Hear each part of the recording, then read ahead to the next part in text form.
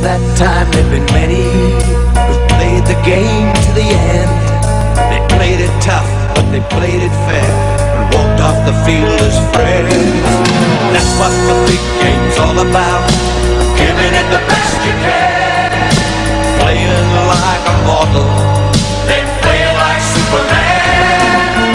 Giving it all you know, giving it your best shot, 'cause there are no second prizes. You're a winner or you're not. Who will it be this year? A small man walking tall, or a big man even bigger to collect the greatest prize of all? Hey guys, Luke here, and here to do round 25, Bulldogs vs Warriors. Let's go. Now, I know I said last episode we're going to change Moses Umba, so I guess we should probably do that. Who do we put in? Oh, he's in good form, so let's leave him there. He's playing alright. I think I just wanted to try something new, but by the looks I think he's going alright. Let's keep him there. Now, I wasn't sure what I wanted to talk about. Went through, had a look at my little infamous book that I've talked about with all my ideas and stuff in it, and I had a look and I had wrote down NRL 9s, and I think this would be a good thing to talk about. I should probably look up when is the next one. I'll look it up right now while it's loading. So NRL 9s or Auckland 9s or whatever, because it got announced when it is. I think the thing got changed, so like before they played, like obviously like it's 2 days still, but the timing was like an hour in between every game or something like that, every few hours. But this time they've changed it up for the second day. That is, the first day is still the same, I think. The second day, I can't find when it is, but I think it's at the end of January sometime, or something like end of February. Yeah, it doesn't matter when the date is, but we'll talk about the NRL 9s in general and what I thought about it. That's a nice kick off there. So overall, what did I think of it? I thought it, like, did I think it was a success? Yes. Can I see it become some big popular thing like 2020 cricket and all that sort of stuff? No, but to be fair, at the same time, how popular is 2020 cricket? Let's be honest. It's played in... How many countries is cricket big in? India, South Africa, and Australia? In England, possibly? I mean, is it even that popular in England? I don't know. I think India, it's like the main sport. That's a great set in defence to start it up. So yeah, I don't know if that's the best thing to be working off, but whatever, it's bigger than what Rugby League is right now. That's for sure. Because at least it's got a worldwide presence. Also can get into the outside of that player and then just pass it off. Corey Thompson pushing off line. So strong, the little bugger. So yeah, the 9s, was it a success? Yes. Oh shit, why did it pass to him? I don't even know why it passed to Casiano when I had Hogginson right there. Yeah, so I don't know where I'm going to go with this episode, what I'm exactly going to talk about, but it's going to be based around the NRL 9s and my thoughts on it. So like I said 50,000 times, it was a success. How successful can I see it being, like, in 5 years' time? I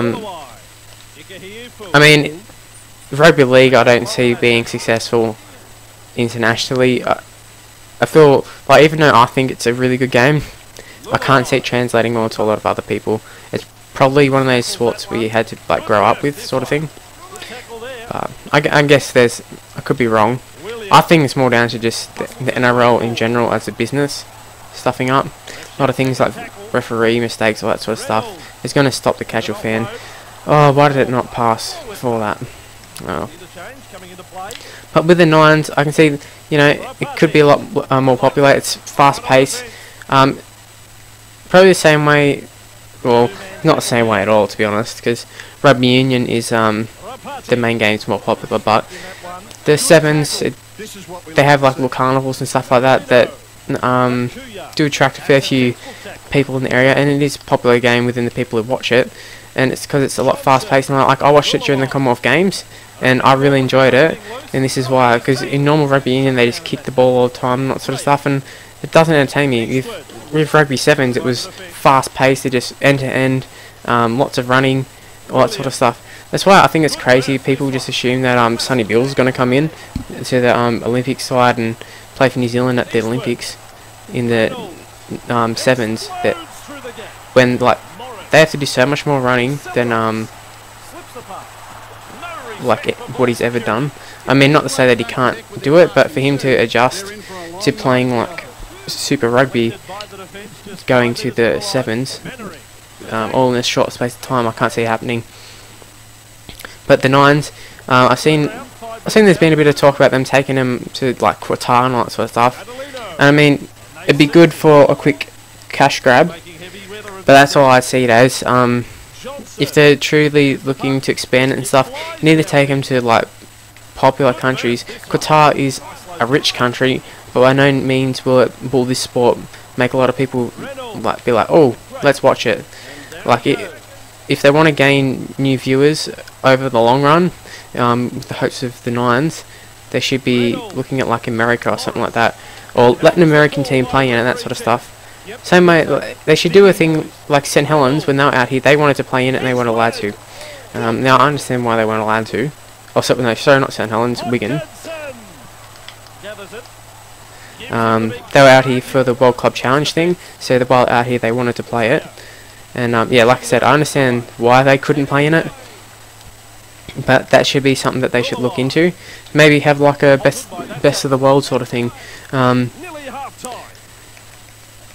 also another thing they could look at is do it the same way as the cricket, have separate franchises to, you know, leave the Bulldogs and the Roosters and all that, leave them to the NRL, like proper NRL 80-minute games.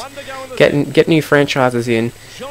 Maybe that way you can bring in the new towns and all that as new franchise for it or something. Who knows? But that way you can, you know, open up new avenues for players who, you know, might not get the chance to play with other players. Like, for example, do you think it'd be cool if some of the Super League players could be on the same team as like a John Thurston or Greg Inglis and stuff without having to actually play in the NRL?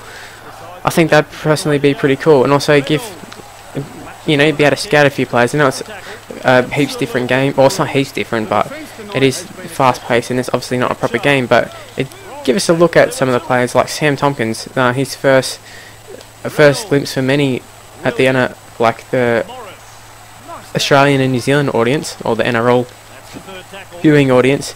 His first viewing was through the NRL nines. Sorry, I was like burping there, but not burping. It was like, I don't know. It's hard to explain. Frankie's hurt. Locke's dying here. No, he's not. Went for a big hit and didn't work. So we're going to have to take Frankie off. I suppose I could take a few people off, but we'll just leave the rest. Who would have thought Casiano would be playing 80 minutes, but he is. Locke over the sideline, or not? Take well Laffy, but yeah. So Sam Tompkins, he came out. Well, he didn't come out. He signed with the Warriors. Well, I suppose he did come out. They could do similar sort of things where you get like Chris Gale comes out and plays in the Big Bash in Australia, and Kevin Peterson signed on like some of the world stars. I mean, maybe not everybody come out here, but say had Sam Tompkins still been in the Super League, he'd come out and play in these events. I think that'd be kind of cool, because we do want our best players. Let's be honest, some teams didn't take it serious. I mean, Brad Fittler played for Roosters. If you look at the Bulldogs side, look where they picked. They picked like their reserve grade side with like Sam Parrott and Mitch Brown. So yeah, I think. Oh, did Michael Ennis play? Well, put it this way, barely any first graders actually played for the Bulldogs, and there was a few other teams. If you look at the Cowboy side, Thurston didn't play. They won the whole thing, and Thurston didn't even play. So it is definitely a different game to the NRL. Obviously, with the Cowboys winning, they had a lot of good young speedsters in the side, so that helped them. Warriors were very, very good in that. It did help them being in Auckland, but they have a game that suits the Nines. So I found it quite funny when people were looking at the Nines comp and saying, "Oh, Warriors will win this year," or "Oh, Cowboys going to win this year." Also, the Broncos, they made the final as well. Now, looking at Broncos saying, "Oh, they're going to be a great side." And as you've seen, none of those sides have actually turned out to be a real force this year. I mean, Warriors have had their glimpses. I mean, I suppose you could say Cowboys have been pretty good this year as well, but overall, Cowboys haven't been any better than what they have been in previous years. Laffey ripping it up on this side. Oh, what a tackle. A batter fight, was it? And not afraid to throw it around tonight. Razzle-dazzle stuff. William. Oh, hang on. Just got to concentrate. Alright, what side do we go to? I guess we go to Laffey's side. He's been ripping it up. So much pace. Oh, and he's overrun it. Corey Thompson is trying to go around the outside there.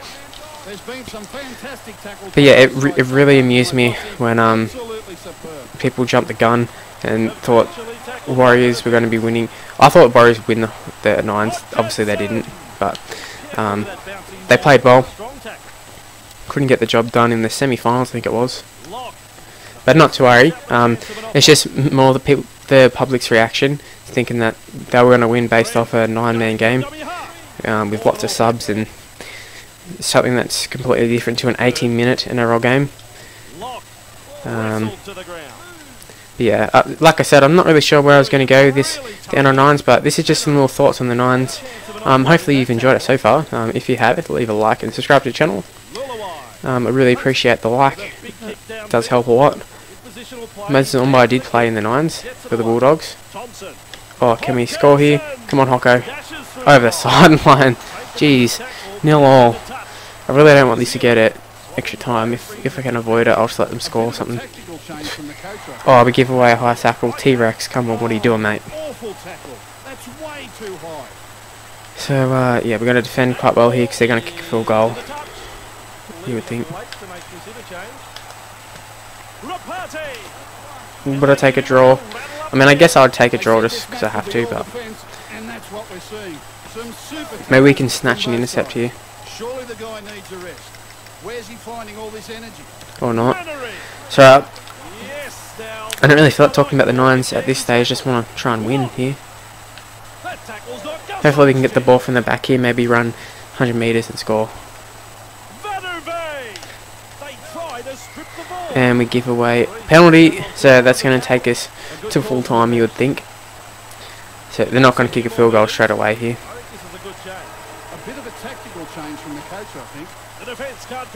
And there we have it. Extra time it is.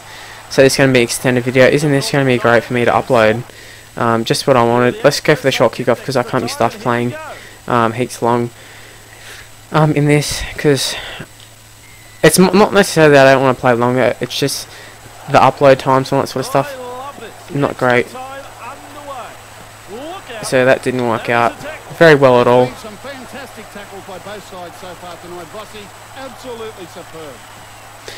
That was potentially a time where we could have landed intercept, but I stuffed it up there as well. So I suppose I have a little bit more time, so I could talk about the Nines a little bit more, if that's what you wanted. So next year, what do I think will be a success? Yeah, it will be as well. Probably bigger. I think eventually they'll have to move away from Auckland and, you know, move to America or somewhere like that.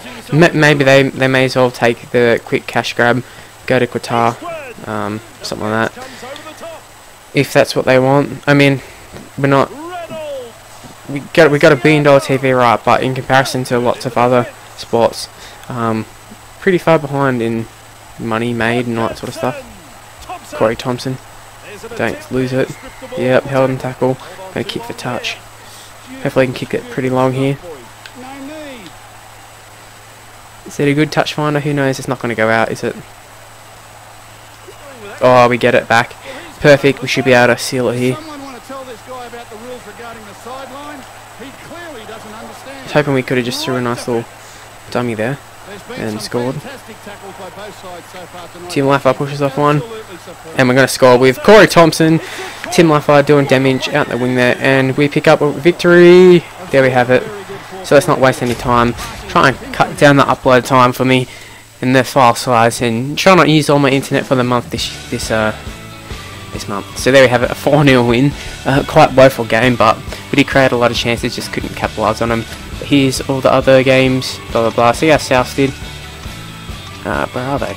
Oh, they lost to the Sharks. Wow. So we're on top of the table. Looks like we're going to pick up the minor premiership. And here's the last game of the regular season. It's against the Knights.